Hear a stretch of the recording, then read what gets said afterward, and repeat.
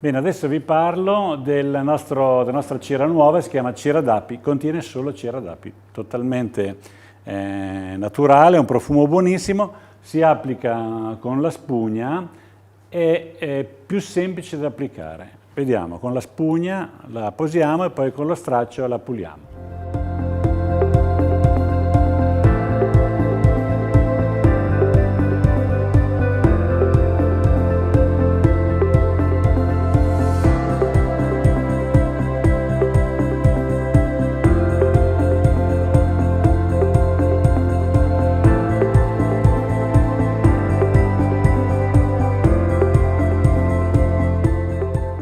Dopo qualche minuto, con uno straccio pulito, possiamo lucidare.